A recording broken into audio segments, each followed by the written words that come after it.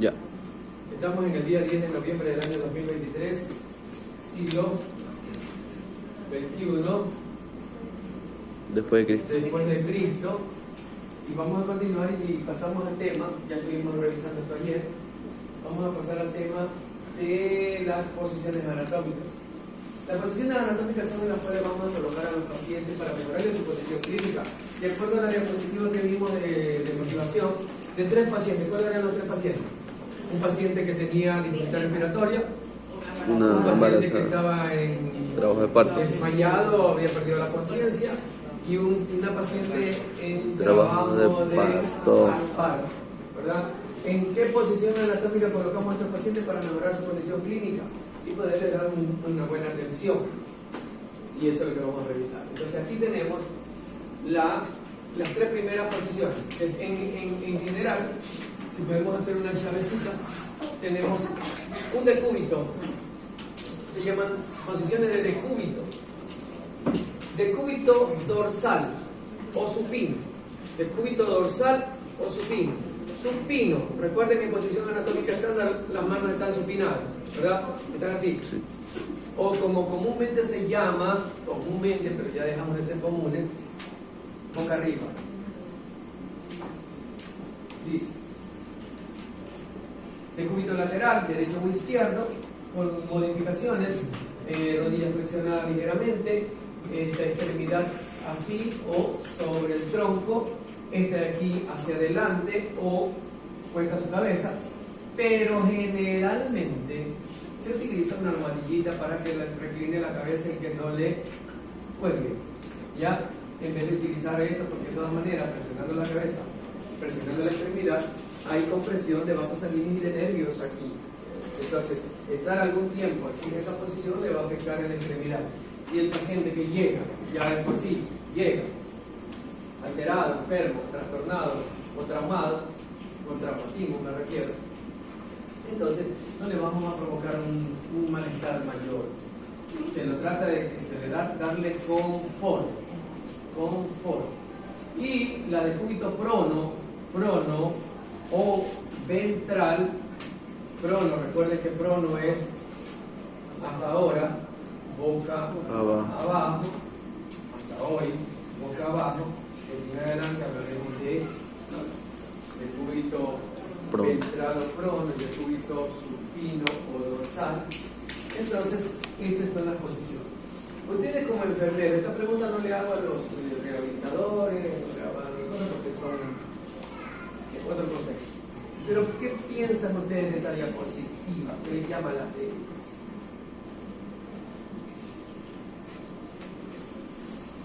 Ayuda mucho al paciente, o sea, en la comodidad del paciente, para tener un mejor. Porque, o sea, por ejemplo, en MUSI se utiliza lo que es esas posiciones para las personas que están encamadas, por ejemplo, las personas que tienen coma, para que no tengan lo que son. Cuando se le hace llagas o se cambia de posición cada 2 horas para que no tenga úlcera por presión. En esas posiciones se utiliza. Por ejemplo, el decúbito lateral. Se cambia de posición cada 2 horas para la persona que no se le tenga llagas, por ejemplo, en la espalda, donde le salga la llaga. Ya. El contexto de la pregunta era, ¿qué le llama la atención? Los puntos rojos, que son los puntos de mayor presión del paciente contra la cama. La sábana, la cama, la camilla, lo que sea.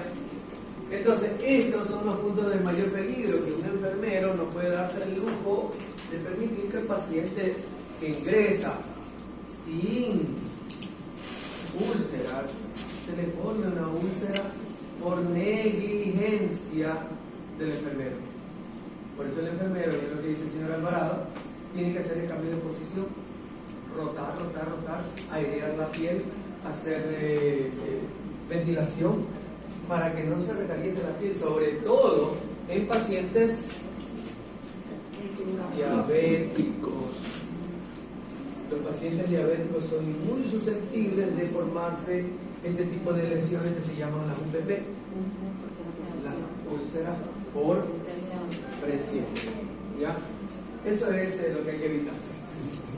Esta es la posición llamada decúbito supino dorsal. Ahí está el desglose, para qué sirve, Se lo coloca al paciente sobre todo su dorso, dejando libre la parte ventral para la observación, la examinación y la medicación si él llegase a necesitarla en esa parte. Usted explora todo, toda la parte ventral, explora abdomen, el tórax, mamas, si es femenino, los pies, todas las extremidades. Y también se lo utiliza de hecho en los quirófanos en esa posición. Si va a ser operado del corazón, si va a ser operado de la tiroides, si va a ser una rinoplastia, no sé, las lipoesculturas, las liposucciones, operar el apéndice, operar vesícula, operar tumores, riñón, cálculo, todo el decúbito dorsal. Porque si hay que abrir el abdomen, es decúbito dorsal. Si hay que abrir el tórax, es decúbito dorsal. No puede ponerle decúbito lateral ni decúbito ventral porque no corresponde. Esa es la posición decúbito dorsal o supino. La decúbito ventral es lo contrario. Ponemos toda la parte ventral sobre la cama, dejando descubierto toda la parte dorsal para examinar, pero haciendo una rotación de la cabeza para que pueda respirar. No va a ponerlo con la cara contra la cama porque se va a asfixiar. Entonces se le gira. Aquí sirve para examinar cabeza, nuca, tórax en la parte posterior, región lumbar, glútea y las extremidades superiores e inferiores. Y también sirve para hacer rehabilitación física, para intervenir quirúrgicamente en columna.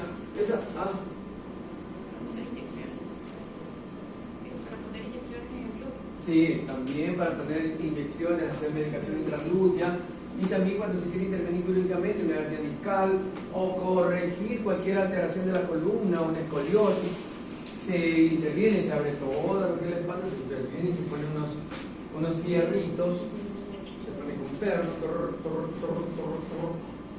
igual como un armazón de madera, para corregir eso, hasta cuando ya agarre la erección de la columna. Entonces probablemente el cirujano va a extraer esos fierros, porque si no, pues imagínese, usted va a dar toda la vida que no va a poder ni siquiera hacer esto. Tiene que haber un proceso, ¿no?, de restauración. Se aplican los medicamentos, como ya lo dije. Este es el decúbito lateral modificado, mire, este es el reclinatorio para la cabecita del paciente. Siempre el objetivo del profesional es el paciente. Hay que darle el mayor confort. Recuerde que si vamos a hospital o una clínica, el paciente no va a pasear, va porque está enfermo. Y ya usted sabe que es una enfermedad. Todos sabemos que es una enfermedad. Algunos más graves, otros más suaves, pero todo. Entonces, aquí se utiliza básicamente, o una de las principales causas por las que se utiliza esta posición, es para explorar abdomen. Porque ahí se vuelve más fácil el movimiento visceral. El médico se pone por detrás, ¿sí?, y empieza a palpar, buscando que con su mano, buscando la palpación. Hay palpación superficial y hay palpación profunda. La palpación profunda para buscar alteraciones internas como masas dentro del abdomen, tumores, agrandamiento de vísceras, de órganos, como el hígado. El hígado crece, hay una hepatomegalia. Para palpar riñón, cuando se quiere palpar riñón, tiene alguna alteración el riñón. Cuando se quiere palpar el vaso, que solamente se palpa cuando está alterado, hay una esplenomegalia. El sufijo megalia significa agrandamiento. Megalia, mega. ¿Ya? Para que vayan reconociendo esos términos que en el futuro los van a escuchar muy frecuentemente tal vez. Entonces se exploran las estructuras intraabdominales y para la aplicación de medicamentos, porque ahí también en esa posición en el hospital se inyecta a los pacientes. El paciente no puede moverse, hay que inyectarlo en el decúbito lateral también. Y también se puede poner supositorios, enemas. Enema. la ayuda que se le da al paciente cuando está compactado o no puede evacuar. Son reblandecedores de las heces que están compactadas, o el término utilizado, que están compactadas. Entonces, esas sustancias contribuyen a reblandecer esas heces que están compactadas para que puedan salir y mejorar la condición clínica del paciente en un estreñimiento crónico probablemente. Crónico, aunque a veces los estreñimientos no son causados por compactación fecal, son causados por obstrucción, por tumor, por parásitos, creo que ya se lo dije ayer, ¿no? Parásitos, así, un apelotonamiento de parásitos que obstruyen el paso de la sustancia a través del intestino. Y si obstruye, no va a pasar nada, no se van a convertir en heces. Entonces, hay estreñimiento, pero de tipo obstructivo. Obstructivo, ¿ya? Hay que leer bastante para poder irse nutriendo de eso, ¿no? La posición del tren de Lemburg. ¿Ah? ¿Qué pasó? ¿No estaba? ¿Cómo que no estaba?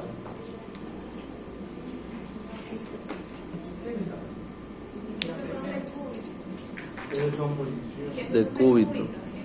Son de cúbito. Este es el tren de Lemburg. El tren de Lemburg es una posición que se utiliza en pacientes que se desmayan. No podemos pensar que solamente a los desmayados se les pone en esta posición, pero se lo utiliza cuando alguien pierde la conciencia.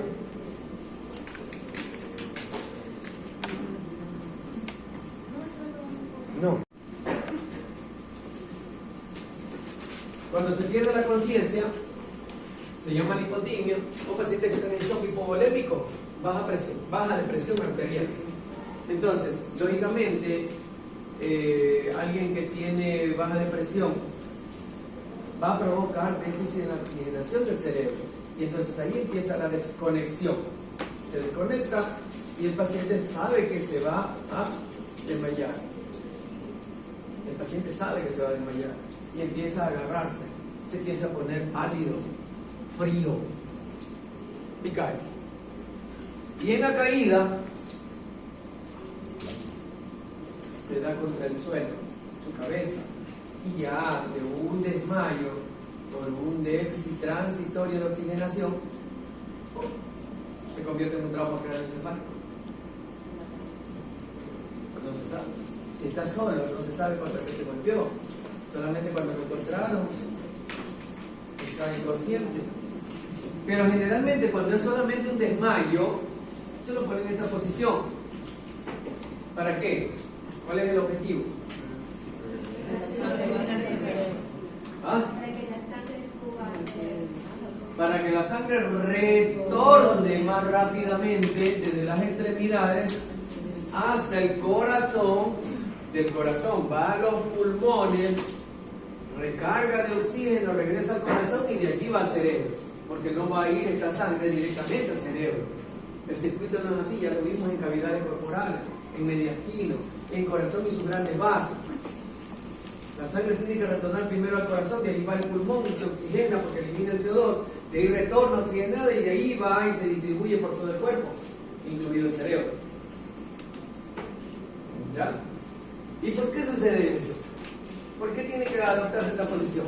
Porque tenemos que saber como enfermeros que la presión arterial es de 120/80, pero la presión venosa de retorno es mucho menor, aproximadamente 25 milímetros de mercurio, que no es ni la cuarta parte tal vez de lo que es la presión arterial. Y que para retornar la sangre hacia el corazón se utilizan dos mecanismos desde las extremidades inferiores.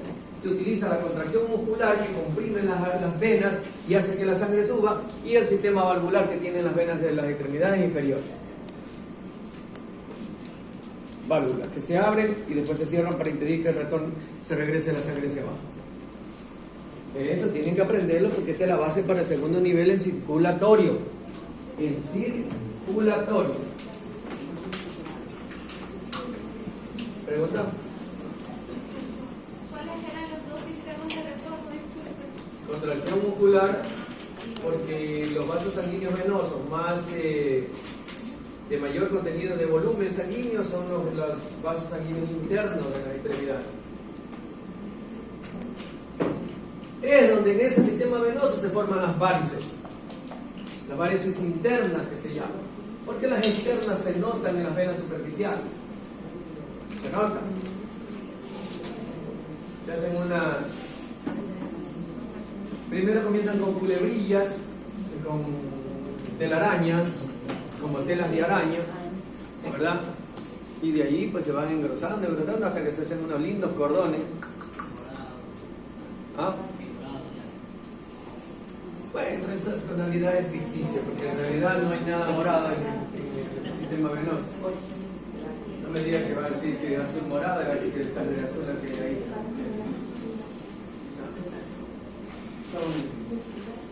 Entonces, ¿cuál es la posición?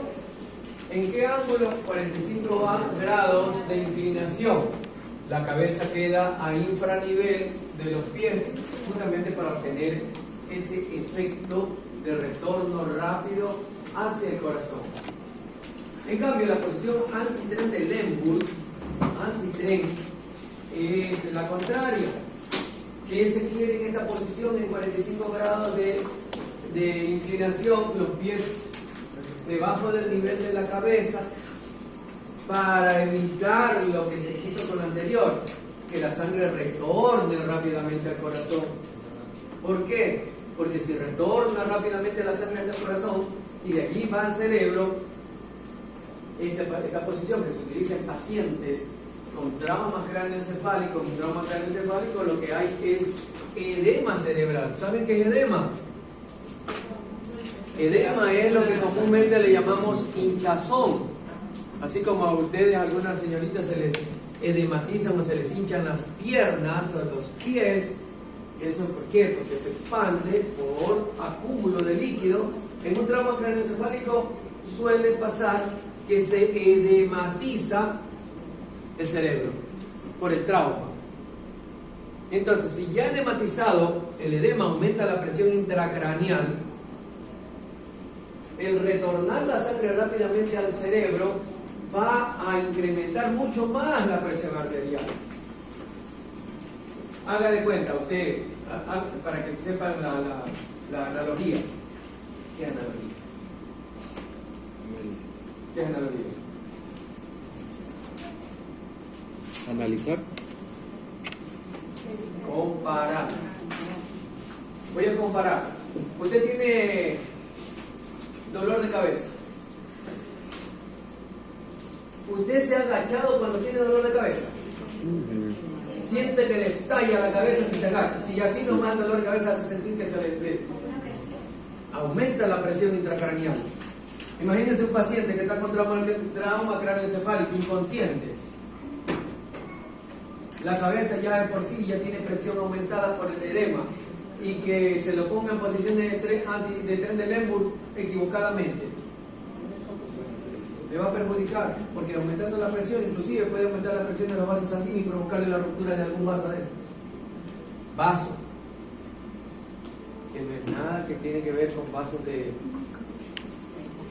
sanguíneos, se le llaman a los conductos que transportan la sangre, arterias y venas.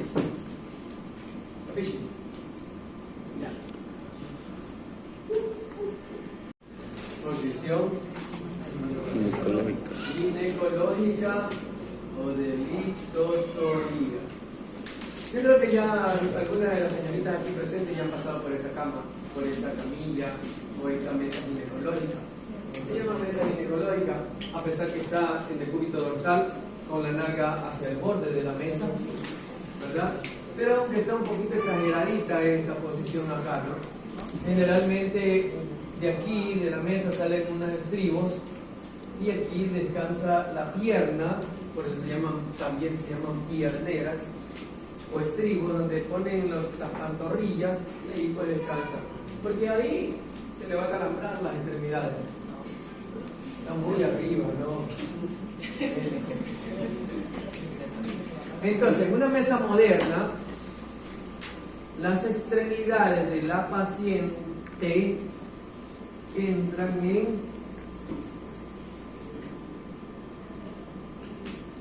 abertura.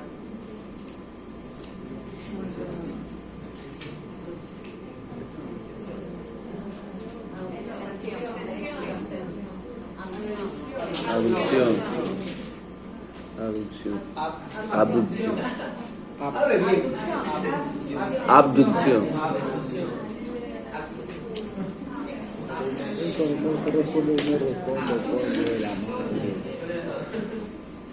Búsquele ahí. Abducción. ¿Qué es esa extensión de abducción? ¿Qué es abducción? Dice, mire, llevar las extremidades lejos del plano medio. Entonces las dos extremidades entran en abducción. ¿Para qué? Para que coja aire.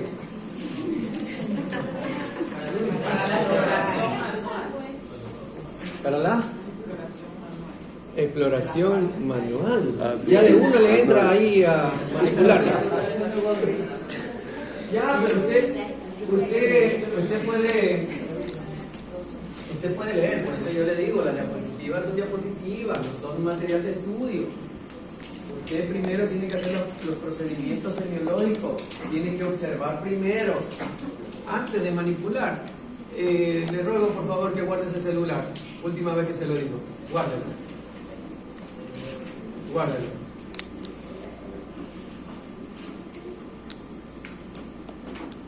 Usted tiene que primero observar y registrar lo que ve, sea que lo registre mentalmente o sea que lo escriba en un reporte o una historia. Allí empieza la manipulación, observar primero la parte externa, lo que es la vulva. Ya saben lo que es la vulva, ¿verdad? ¿Alguien que no conozca una vulva? Todos conocen una vulva, aunque sea figurita, pero la conocen. Se manipula, la vulva está compuesta de varios elementos. Tiene que revisar el monte de Venus, tiene que revisar los labios, los mayores que tienen pelo, los menores no tienen pelo, tiene que revisar el clítoris, si no hay una deformación, tiene que revisar el meato urinario, dónde está, si está permeable o no está permeable, tiene que revisar el vestíbulo, tiene que revisar la región perineal, que es la zona que está entre la vulva y el asterisco, ahí se llama región perineal. Y también si logra observar el ano, que no es la posición para observar ano, bueno, pero básicamente es para la parte ginecológica. Y de allí introduce ese instrumento que se llama espéculo. Póngale la tilde, por favor. Si no le pone tilde, es un especulo. Y entonces, ¿qué es especulo? ¿No saben qué es especulo? De especular. ¿Ah? De especular. Claro. El verbo especular. Especulo que ustedes van a aprobar la asignatura. Es una especulación que estoy haciendo. Especulo, especulas, especula, verbo. Sí, lamentablemente en los colegios no enseñan ya los verbos. Es una pena, lamentable. Especulamos. Yo.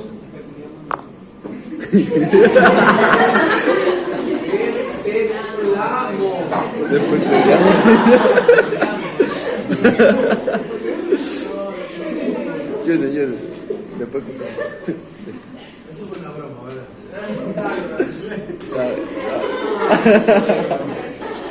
No es ese tipo de broma. Estaba conjugando.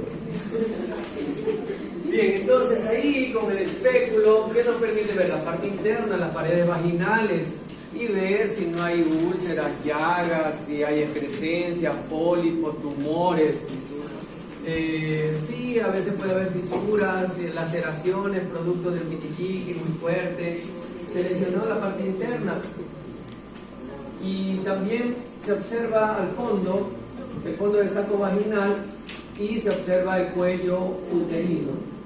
Ese cuello uterino, pues hay que verlo observarlo, describirlo, ver si hay manchas, si hay zonas necróticas, si hay zonas irritadas, y también realizarle el Papa Nicolau. O si hay que tomar una biopsia, se hace una pequeña mordidita con una pinza se extrae, se pone en un fijador y se lleva al laboratorio para ver si hay un cáncer de cuello uterino, en los tipos de cambios que hay en las células uterinas. Yo siempre digo, esto es mío, solo las mujeres que han tenido, aunque sea una relación sexual, ya deben subirse esa mesa en algún tiempo para hacerse los chequeos y los controles. Mientras no haya tenido ninguna actividad sexual, no puede subirse. No debe. ¿Por qué? Porque no es correcto, porque él no va a pensar que si no ha tenido actividad sexual, ¿qué va a tener por dentro? Salvo que consensuadamente, al introducir el espéculo, lógicamente va a cerrar el himen. Y aparte, acompañada, sea de mamá, de tía, de hermana mayor, de quien sea, pero siempre. Generalmente hay señoritas que todavía no han tenido actividad sexual y vayan de un ginecólogo solita, o vayan con la mamá y le digan, señora, espere aquí. No, entre con su hija. Recuerden que caras vemos, cerebros no sabemos. Y no es que yo sea antiético de hablar, pero sí, de todo tiene esta viña del Señor, pues de todo hay. Aunque sea hasta para tomarle una fotito. Usted sabe. Entonces, cuiden a su hija. Si no quiere que el médico que usted entre, vámonos, buscar otro ginecólogo.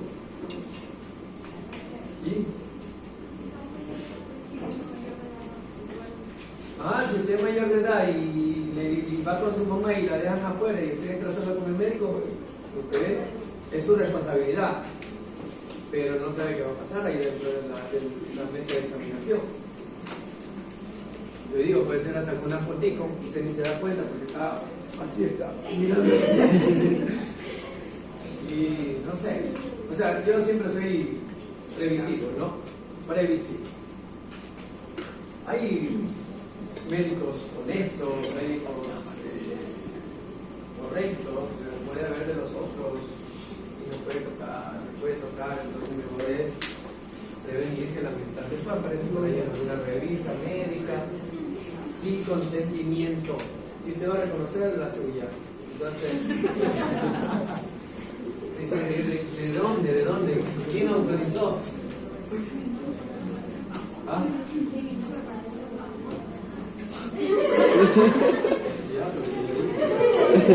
Quiere ser famosa por esa vía. Bueno, listo. Esta es la posición ginecológica. El día lunes yo le voy a preguntar, el lunes la lección escrita, pero también va a haber oral igual. La oral no va a parar, eso ténganlo por seguro.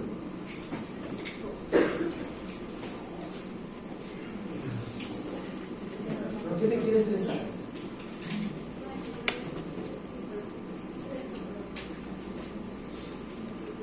Estreses estudiando, sí, estás maltratando las articulaciones de las manos. Sí, eso es un daño que se causa en las articulaciones.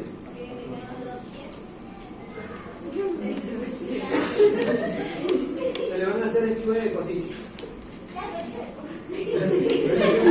Y mire, a los 18, ¿cómo serán los 50? Si es que llega. Bueno, está bien. Bueno, entonces todo eso tiene que hacer usted escribirlo cuando yo le pregunte, escríbanme la ginecológica. Escríbala bien. No dubite. No.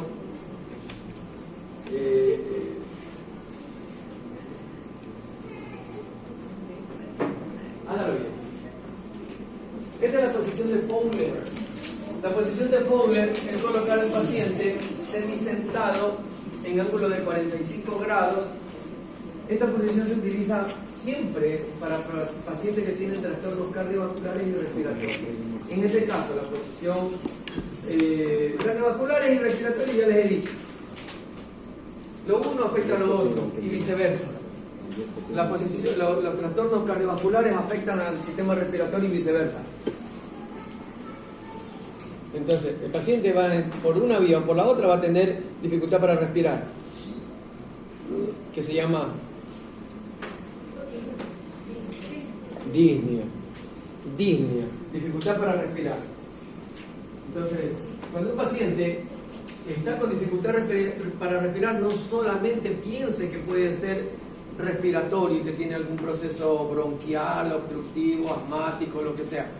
Piense que puede ser, sobre todo un paciente adulto mayor o anciano, puede tener una disnea cardíaca producto de una mala circulación, de un trastorno cardiovascular grave, que ya le ha afectado directamente el aparato respiratorio y por eso no puede. Dígase, un paciente que tiene cardiomegalia, por insuficiencia cardíaca congestiva, no puede su corazón funcionar de manera correcta, por tanto no puede enviar la sangre al pulmón para que se oxigene correctamente. Va a haber un déficit de oxigenación de la sangre. ¿Y cómo se manifiesta eso? El paciente no puede realizar mayor actividad porque empieza a ponerse pálido y empieza...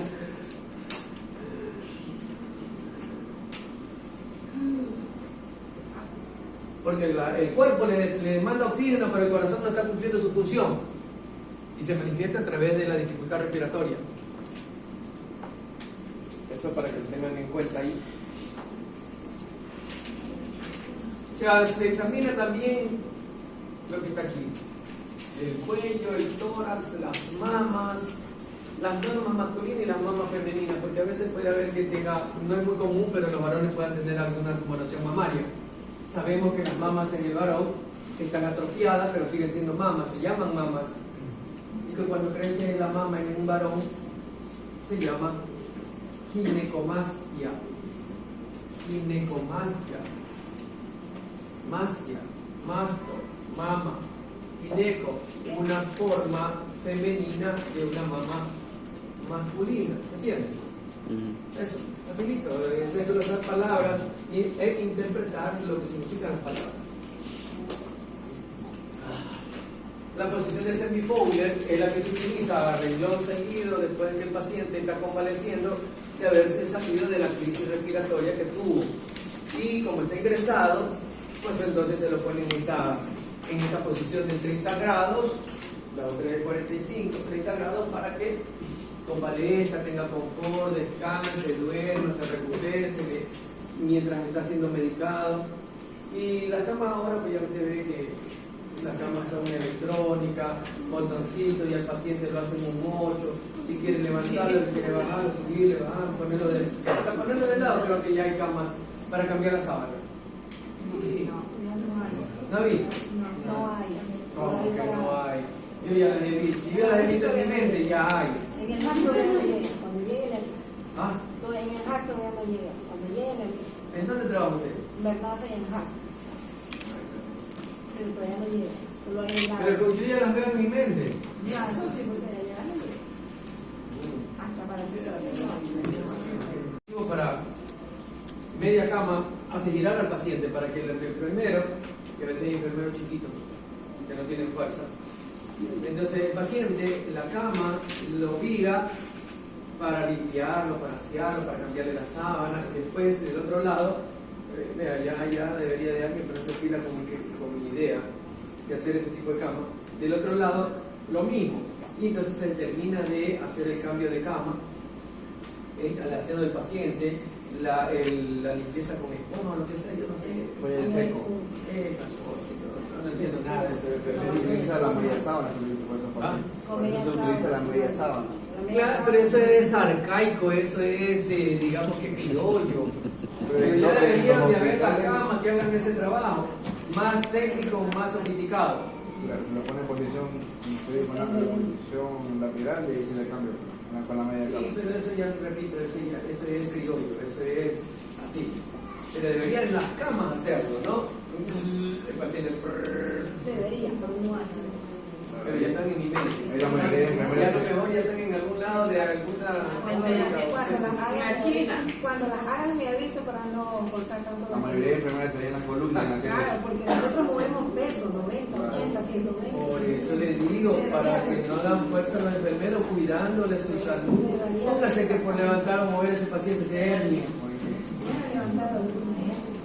Se hernia. Por eso se usa la... Bueno, 30 grados.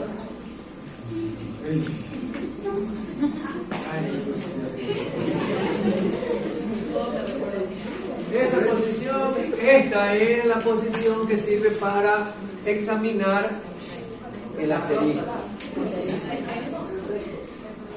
El asterisco.